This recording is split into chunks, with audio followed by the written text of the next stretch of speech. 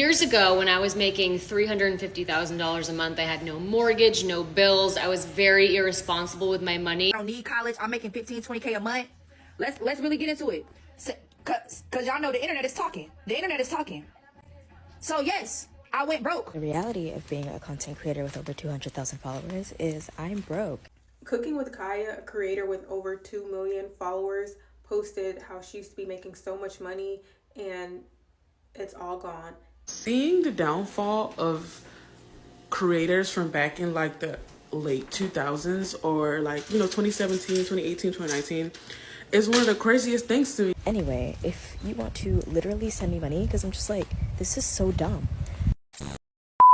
Hello everybody, welcome back to my channel. It's Cynthia here, and guys, in today's video we're going to be talking about how influencers are complaining about low views on their social media platforms. You know what's funny? Some influencers are out here asking, why is nobody watching them anymore? Why is their engagement so low? And for the past few years, they've blamed the algorithm of all social media platforms, except the truth. Now, people are not tired because influencers don't look the same in real life, even though that's part of it. But people are tired because the influencer lifestyle has become unrelatable, repetitive, and sorry to say, boring. Now, here's the thing. Social media used to feel real. People posted regular outfits, regular days, regular apartments. But once influencing became a career, everything turned into luxury shopping haul, $2,000 unboxing videos, PR packages that look like wedding gifts, first class flights, even though that's not bad, designer outfits for running errands, and what started as inspiration has turned into exhaustion. Because the truth is, most people don't live like this. Most people will never live like this. And watching someone flex a lifestyle you can't relate to every single day becomes draining. Now, people didn't stop watching or unfollowing these influencers because they were fake. They did so because influencers became predictable in an unrelatable way. And again, their audiences grew up dealing with inflation, rent increase, layoffs, groceries costing triple. This shift isn't about jealousy, it's not bitterness, it's not people being broke. It's about human connection. Now, without wasting too much time, let's get right into this video. I want to talk about something that I feel like maybe is a little controversial, maybe not, but I feel like no one really talks about it on social media. At least I don't see this conversation being had. But I think about this every day, and this is coming from like an old school beauty content creator. I started on YouTube 14 years ago. Like, that is insane. I have been here for every single era, consistently uploading, downloading every new platform, like watch the birth of TikTok. Like, I remember when Instagram became a thing. I was already on YouTube when Instagram became a thing, and I downloaded Instagram, and like it was like this new app, and we were posting the square photos. Like, I've been here for all of it, and I feel like we're in such a weird place on social media as content creators where I am like fighting. I feel like I am like trying to run through mud to connect with my followers at this point. I feel like there are so many bots, and I feel like these apps are now controlling who views my videos. And I feel like I get punished and penalized for not showing up and creating all the time, in the sense of, I took off, like, I didn't post a TikTok, I think, for like a week and a half, 2 weeks, maybe. Like, sorry, shit, life happens. I've been doing this for 14 years. Maybe I'm a little burnt out, God forbid. But then I come back to TikTok, and it's like I'm put in like this TikTok jail where my views are complete shit. No one is seeing, like, it's one thing if my engagement is shit, meaning like maybe my views are high, but my comments are low and the likes are low. It's like, okay, so my audience wasn't feeling the vibes of this video. That's fine. But I'm talking like, when you have 1 million followers, but your videos are only getting 30,000 views, this is just not the way it used to be. Like, when I started, it was so organic. Like, you subscribed to the people that you liked, you opened up those apps, or you got a notification on your phone saying, so-and-so just posted a video, you go, you engage with it. And like, it was that simple. Now it's like, I put videos out there, and sometimes I just feel like I'm talking to myself. I'm like, where is my audience? And I feel like my audience is really on Instagram stories. Like my girls are there for me on Instagram stories. Like I really know who I'm talking to over there, but I miss the days of knowing who I'm posting my content for. And I'm just like, how do like these new creators grow at this point? Like, do the new creators out there, do you guys feel like you're connecting with an audience, or do you just feel like you're kind of throwing your videos out into cyberspace and like hoping that it's gonna stick? Like, I don't know. And like my comments, like I'll post a video and within 10 seconds, I'll get like 15 comments and they're all slightly the same. And I'm like, okay, so like these are like bot comments, like these aren't really my followers.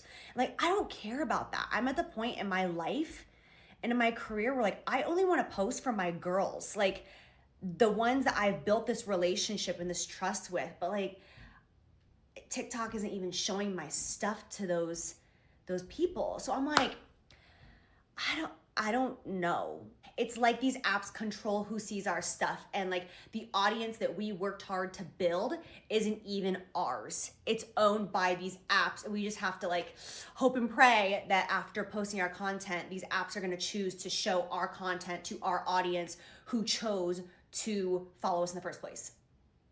I'm just so confused, and I don't see a lot of people having this conversation. This will probably put me in TikTok jail for like the next 6 months. So if you see me, hi, I love you and I miss you, and that's it.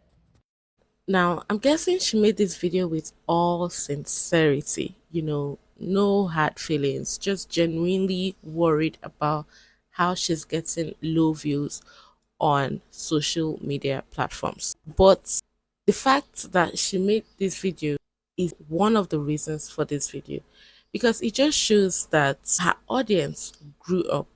Her audience are no longer interested in that type of content. Now, just in case you do not know some of the content she posts luxury halls, luxury apartments, luxury this, luxury that. And it's nobody's fault. She's made the money. Let her enjoy it. This is not jealousy. It's just that a lot of people don't relate to that kind of lifestyle. People these days are looking to watch something entertaining, something beneficial, something, an everyday person can relate to, if you understand what I mean. I'm just going to show us one of her videos and let's see if this is something you might want to watch every single time. So excited! I'm out of breath. I just got 2 new pairs of shoes in the mail. One is New Balance and another is Chanel. I am so excited about both of them, but I feel like they may be a little too similar. Do I need both? I don't know. You're gonna help me decide. Okay, let's look at them. I'm so excited about both of these sneakers, and like I don't even really know why. Yes, I do. Because I'm just a girl. Leave me alone. Okay. Listen, I know they're not some crazy never before seen, okay? Like a lot of people own these shoes, but I've just been looking at them for like the last month. I'm like, do I need? And the answer is yes. I used to talk all my shit about New Balances, but I really like this shoe because it incorporates gray, black, and navy, which makes it easy to pair with like everything. I really like this shoe. Like that is so cute. I really like this shoe. Okay, great. So there's that. New Balance. Period. Okay, you guys, this one was expensive. When did designer stuff go up in price so aggressively? Like I used to buy Chanel sneakers for like $800, $850. These were over $1,200. Ma'am, it didn't stop me from purchasing because they're so freaking cool. Okay, but I haven't really taken a look at them yet, okay? So let's do it together. All right. Wait, what if I return these? Oh gosh, these have like weight to them compared to the New Balance ones. Okay, what? They're so cute. Okay, let me stop there. Now, she said she used to buy sneakers of $800 and these of designer brands, but now they're just so expensive, like $1,200. Now, the way she was saying the $800 sounded like she was just buying sneakers for like $36 or $20 or $50. Like $1,200 can be somebody's rent money. And let's face it, this is the reality of a lot of people these days. Not everybody can afford these things she's showing and asking the audience to help her pick if she needs one or both of them. I mean, she can't help it. She's rich. She's made her money. But I believe that maybe one of the reasons why people are no longer watching her is because when they see things like these, it becomes draining. Like I said earlier, people like to watch what another person is going through. Like if I scroll on TikTok and I'm going through stuff, if I see somebody talk about that stuff, I'm glued to that person because it's like this person is just speaking my truth. This person is just speaking my mind. But yes, let me know what y'all think about that. I may be wrong. I stand to be corrected, but that's just what I think. Why is Tara selling her house? Because the mortgage was so high. And the next question is actually, how much is your mortgage? It was $25,000 a month. And I used to be making enough money to cover that. I am no longer. And I'm very transparent about that. And I loved my house and I was trying really hard to make it work. But it was at the point where I was like, I don't want to feel like I have to work so hard just to make my mortgage payments. I would rather just sell the house and move on. So it's still on the market right now, but I bought a much cheaper, a much smaller house. And I've let the other one go. Okay, you can feel the sadness in her voice at the end. She bought a much smaller, a much cheaper house and she just let the other one go. Now, in my head, I'm trying to imagine how much is smaller because $25,000 monthly mortgage is a lot of money. Let's tell ourselves the truth. It is a lot of money. Years ago, when I was making $350,000 a month, I had no mortgage, no bills. I was very irresponsible with my money. I spent $4,000 on a sweater, okay? I bought a $4,000 sweater. Let me know what y'all think about that. Making that kind of money a month, that's crazily good. So many of you guys have been asking me to talk about the Tara Lynn situation. The influencer who was once making over $350,000 a month is now struggling to pay her mortgage. I'm not about to sit here and rip her a new one because she is a human with feelings and she's in a position that she's not comfortable in and she's not happy to be in. But let's just say some questionable choices were made. What I saw is that she's a TikToker and a YouTuber, but she made most of her money on F. And I mean, $350,000 is a lot of money. She ended up buying a $3.5 million home. But according to my calculations, if you're making that amount of money, you could have paid the house off within the year. When you're making all this money, like I said in my last video, you don't think it's ever going to end. You think you're going to always be this relevant and keep making that amount of money. And I did see some comments of people saying let's show grace to these influencers. They didn't know that they would fall off one day because content creation is such a new thing. Actually, there's been YouTubers since 2009 and we've seen them fall off in 2014, 2015. Monetization has been a thing. We've seen people have the Lamborghinis, the mansions, and then the next second, it's all gone. I feel like we've had plenty of examples to learn from at this point, but financial literacy is not even a fucking part of the American education system. So we're not taught this stuff. And if you don't have a parent that does, you're going into the big girl world a little lost. People get bored. They're not going to keep watching forever unless you keep evolving your content. And especially with F, most of the time when people see everything they wanted to see, they're going to unsubscribe and move on to the next person. So all that money you make, you need to invest it, or you need to use that money to make more money, or it's going to just all dry up one day. It hurt my soul even more when I heard that the $25K payment, $17,000 is going towards interest. So she's not actually even paying the house off. It's just going into the air. Those are her words. So why don't we go ahead and sell that $3.5 million house, take the cash and go and buy something for $300,000 or $400,000 in Arizona or Texas or Nevada, not too far from California, that you could fly in and out if you need to. And we won't have this problem anymore. And this is where that ego problem comes in. Once you get to a certain level, a lot of people think, oh, I can't have that middle class house. I need to have floor to ceiling glass window condos. I need to have a big fat mansion to throw parties in, just to keep up appearances, just to impress a bunch of people that are not actually your friend. And the second you fall off, they're not going to talk to you anymore. If you watched me during my LA era, you would have saw I had a huge ass friend group. I only talk to maybe one of those people now. Something a lot of influencers forget as well is that we are self-employed. We have to pay 30 or 40% back to the government in taxes every year. So let this be a lesson for anybody that wants to get into content creation as their career. Set aside money for taxes. Prepare for the worst, because you can have a 100K month, but the next month you can make $200. There's a lot of up and down, but once it goes down, it can get really bad really fast. So make sure you have that safety net. Take it from a flop like me. It's going to go downhill one day. People are going to stop caring. Prepare for the worst. Now that ending part was wow, but let's be honest, she did make a good point. that money was a lot. She would have been able to finish paying up her mortgage. But I mean, people go into this big lifestyle without knowing how to manage their funds, and it ends up affecting them in future. Now this brings me to the point where social media has changed. No longer the social media of 5 years ago, 4 years ago. Social media has evolved. And unless you're evolving with social media, you're going to be left behind. So I went from having a fat ass house. I had to downsize to an apartment because I had to make that YouTube money stretch.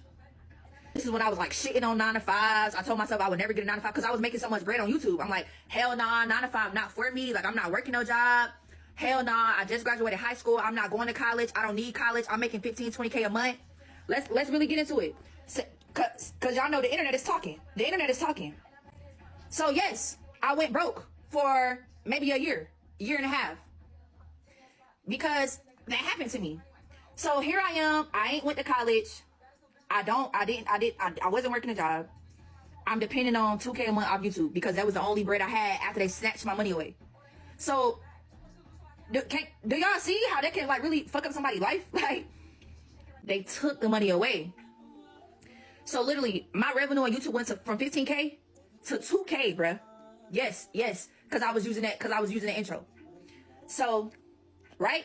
So around this time, YouTube demonetized my videos.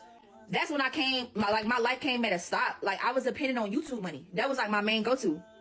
So when YouTube snatched my money for using that sample instrumental, even though my voice was on it, even though I low-key mixed up the beat, they still snatched my money. 15 to 20K a month. People are out here making money, guys. But I mean, hers is a very sad story. She got demonetized. According to her, YouTube snatched her money away from her. And I can just imagine how depressing that would be. Like, imagine you getting 15 to 20K monthly, which is still busting my brain. But I mean, that's not what we're here for. And then going down to 2K a month. That's a drastic change. And it's something that you have to get used to because that's like your new reality now. That's why you don't put all your eggs in one basket. Things can happen. The reality of being a content creator with over 200,000 followers is I'm broke. I go viral literally every single week. Every week. I got like over 8 million views this past month. I have like loyal fans, you know? But I'm just like, yo, I had $101 in my bank account yesterday. Last month, the Creator Fund paid me like $70 because I make a lot of short form videos that aren't over 1 minute long. And I'm gonna keep saying this, like, people are not paying Black creators. I have fucking verified companies and businesses commenting on my videos trying to be relatable and shit. And it's just like, you guys won't fucking pay me. Like, it gets to a point, I'm getting like really frustrated because this has been my career for a while. Like, I used to make a lot more money on social media, and I feel like as my platform grows bigger and bigger, people get this idea that like you must be doing very, very well, like even better than before. And I'm just like, dude, what? Anyway, if you want to literally send me money, because I'm just like, this is so dumb. It has gotten to this point. A lot of people mistake numbers of subscribers for actual money. It doesn't really work that way. You have to put in the work, the energy, the time in making sure you can earn something from social media. I feel bad for her. She says she goes viral every single time, but still has like less income in her revenue. Cooking with Kaya, a creator with over 2 million followers, posted how she used to be making so much money and it's all gone. And how, it's crazy how we're all, just a few paychecks away from being broke, from losing it all. And to that, I can agree. For like the average person, one paycheck, getting fired and losing one paycheck could cost you everything. It could cost you your rent, your car note, whatever. As far as for an influencer, I don't know an influencer that was making thousands upon thousands of dollars. Seems like you mismanage your money. But I can't agree because, when we start making more money, we create more expenses for ourselves. We feel like, oh, I can afford a nicer apartment. I can afford a nicer car. And so we just create all these expenses, not keeping the mindset that, I could lose this job, right? Now, I saw some comments like, she still has millions of views on her videos. Like, how is she not making money? And I went and looked at her page And a lot of her videos or her recent videos, they have sounds over them. You cannot get paid when you're using somebody else's sound. You cannot get paid when you're mouthing the words to a song. That's like a copyright issue. In order to get paid, it has to be original sound. The video has to be over 60 seconds, and people have to watch at least 5 seconds of the video. So you might get a view, like a view count that somebody viewed it, but if it was not at least 5 seconds or 5 or 6 seconds, it does not count. You cannot get paid for that view, right? So if your engagement is not good, mind you, TikTok doesn't even pay as much as it did last year. If your engagement is not good, you're not gonna make a lot of money, right? I think that's what happened with Cooking with Kaya. Like, no tea, no shade, but her target audience, for me, in my opinion, was men, right? You know, cooking and little short shorts and crop tops or whatever. And then your little slogan is like, you know, hide your man. Like, your cooking is so good, you could take somebody's man, right? And so, yeah, some women are going to watch it, but then also some women are going to be like, she seems messy. And then it was a little trend of like men using Cooking with Kaya to get under their girlfriend's skin. So then you're losing support. And to be honest, men do not support. They will support conditionally, okay? So after a while, when they realize they can't smash or the next hottest, cutest thing comes out, they're on to the next. They're not going to be in your comments. They're not going to be in your likes. And that's what you need to make it on TikTok. And women are the ones who support. Like, I'm so sorry, but women are the ones who actually show support and comment on TikTok videos. There are a lot of cooking creators that are women that do very well, and they could cook just like her. So I think that it would have been fine for her thing to be like, ooh, I cook so good, I could take your man, just to get the following, just to like turn heads or whatever. But at some point you should pivot so that, you know, you gain an audience that's going to stick, that's going to stay, that's just not messy, you know? So I think that's where her problem was. She should try to bring back the girls, okay? Get the girls on your side. I know Cooking with Kaya. Her video was basically cooking in shorts, crop tops. It was something like, hide your man, I'm gonna take him with my cooking skills. And she's right, a lot of men use her videos to get under their girlfriend's skin. Like, maybe that's one of the reasons why a lot of people disengaged. A lot of these celebrities and influencers may seem like they have a lot of money, but they don't. They live check to check just like everybody else. Some of them, not all of them, but a lot of the ones that portray these lifestyles, like they always going on vacation and they always buying, you know, certain, you know, luxury brands and stuff like that. They don't have it like they portray that they have it online. 99% of these people are using y'all as the method. When y'all buy stuff from them, they use those funds to then go purchase the stuff that they told y'all that they have on hand. And then that's when they ship them out to y'all weeks and weeks later. And a lot of these gurus that be selling these courses, no matter what kind of course it is, all they do is just copy and paste from somebody else. They buy it from somebody else for, you know, $500 to $1,000. And then they just memorize it and regurgitate it to y'all like they've been knowing it for XYZ amount of years. A lot of these people are staying in influencer and celebrity homes, which means that there are probably 10 of them in a 4-bedroom house.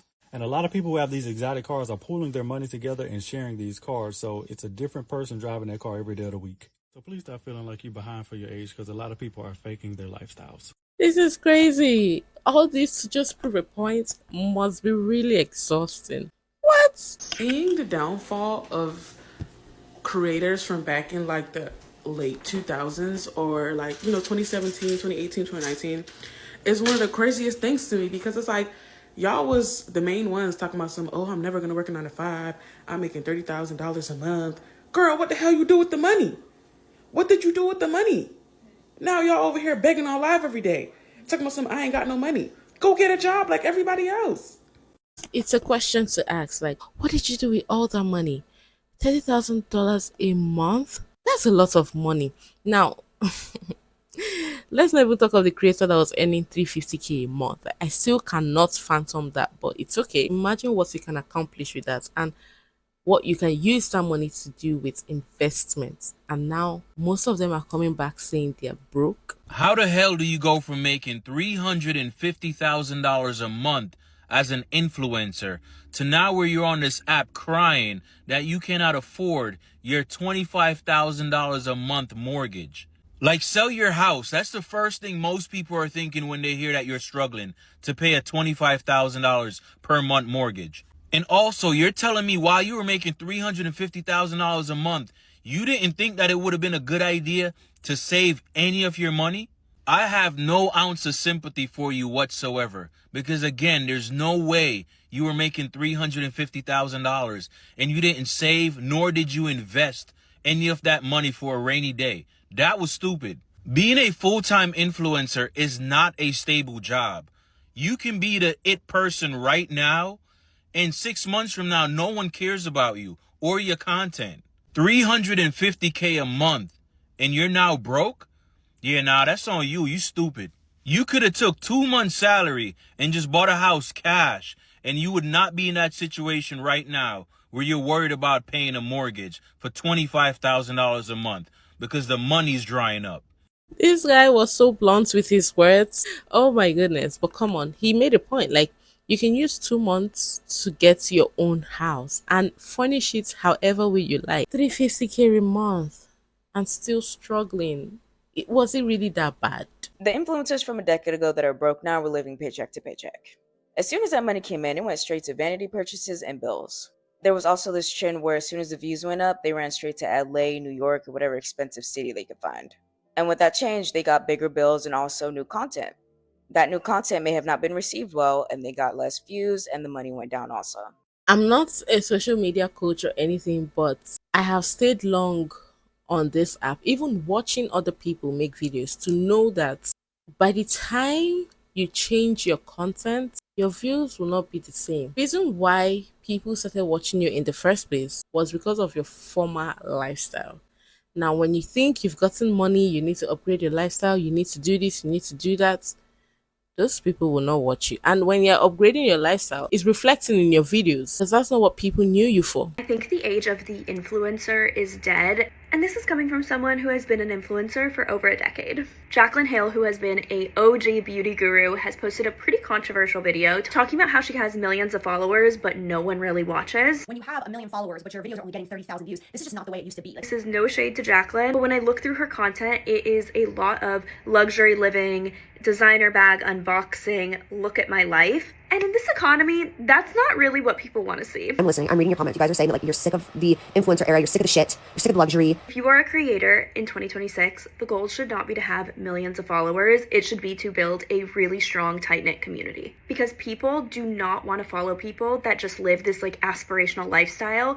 They are now choosing to follow people that have very similar interests and goals to them and are also providing value. As someone who's been a creator for a while and is also a business owner, I'm trying to build a community of other founders, entrepreneurs, aspiring entrepreneurs, and I want to provide value by sharing the things I've learned or am currently learning and helping other people along the way. So if you are creating content in 2026, focus less on virality and focus more on consistency. So constantly showing up for the people that do follow you. Share your mission and your values and your goals and build a space that people actually want to be a part of. Everyone is trying to be a creator now and people are being a lot more picky with who they give their attention to. So let's re-strategize for 2026 and figure out who are you creating for. Everything she said.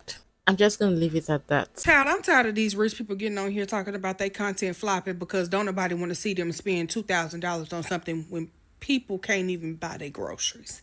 Y'all want some ideas on what y'all need to do? Go buy out the whole angel tree. Go help pay some people rent. Go give back to the community. Y'all want to make content so bad? Go do something with all the money that you're trying to spend. $2,000, you could have easily helped somebody. You could have easily bought some groceries for a family in need. Stop getting on here asking what content you should do when you see the whole world struggling right now. Go help somebody. And it's going to be the people who don't want to help people, who don't want to spend their money on other people. They just want to spend it on themselves. Say, well, y'all going to complain that we over here recording, helping people. So, are you still not helping people? Is that not the goal? Who cares if there's a couple people that's sitting here complaining about you recording the video? Are they not still engaging with your content? Are you not still getting paid from that video? Go buy out the angel tree. I made a video just the other day. My best friend had gotten a car wreck. Somebody totaled out his car, hit him and ran and left him on the freeway. And y'all, the amount of people that have money, the amount of people that have millions and millions and millions of followers wouldn't even hit repost. But y'all sitting here wondering why y'all not relatable? Because y'all don't want to help. All that money and you think that we give a damn about what you're doing with your money when you spend thousands and thousands and thousands of dollars on bullshit that can't help us? Go help the kids. Go help the people. If you want to help somebody, go help my best friend. I made a GoFundMe. It's in my bio for him to get a new car, for him to deposit on a new car. You want to be relatable, go help the people who need it. And to really add insult to injury, y'all be sitting here holding y'all reposts as if it's real currency. Y'all have millions and millions and millions of followers that can help somebody, and y'all won't even repost it. And it's free. What's the point of y'all having a platform? Y'all having all this money, everybody building y'all up to this level of fame, stardom, wealth, whatever, if y'all not even gonna give back to the people who helped y'all. That is a good point. But you know what you can't tell people to do is telling them what to spend their money on. Because at the end of the day, guys, they'll still spend their money on whatever it is they want to spend their money on. Helping people comes from the heart. So I think that we are entering a new era of social media, and most creators do not even know that the ground is literally shifting under their feet. So let me break this down in a way that will actually make sense to you. Phase 1 of social media was like genuinely social. So this was newsfeed culture, horizontal videos, long form edits. You had to know how to film, how to cut, how to upload, all the things. The barrier to entry was real. We weren't here for viral content, we were here for our friends. Phase 2 was the vertical video exploded and everything changed from there. It was short, it was fast, it was loopable, trends took over, CapCut made everybody like an overnight editor, and the algorithm became the main character, not the creator themselves. And for a while, honestly, it worked. Copy-paste content completely ruled the internet. But now, phase 3 feels completely different. The attention economy is exhausted. Audiences are burnt out. People can smell recycled content from a mile away, and you are seeing a new class of creators rise. Not because they're trendy, but because they are unforgettable. In this new era, you are gonna need like one of 3 things: either a voice people trust, a perspective they've never heard before, or a creative approach that cannot be replicated. Pretty visuals are not enough anymore. Aesthetic alone cannot be your strategy. Nobody cares about perfect edits if the message is empty. Some people are calling this like the death of the influencer, and I don't think it's the end. I think it's like an evolution. We're moving to more depth towards creators who think, towards creators who teach, provoke, challenge, like they entertain, but they also transform, instead of just like simply filling space on a feed. And maybe this is the beginning of like a quality renaissance. Maybe it's the pendulum swinging back from noise to creativity. Either way, one thing is abundantly clear: what people consider good online is shifting, and the creators who adapt to this first are gonna win in this next era. Like I said earlier, social media is changing. It's not the same as it was before. People are evolving, people are growing up, people are now having more and more responsibilities. If before somebody could spend hours on social media, now that they have a lot of responsibilities, you won't see them on social media for that long because they have things to attend to. So, you know, the earlier you know this, if you're an influencer, the better for you to now know how to re-strategize your content in a way that will make people to watch you. But yes, guys, let me know what y'all think about this in the comments. And yes, beautiful people, I've come to the end of the video. I hope you all enjoyed it. If you did, don't forget to give DJ a fat thumbs up. If you are not subscribed, consider subscribing, and I'll see y'all in my next video. Bye.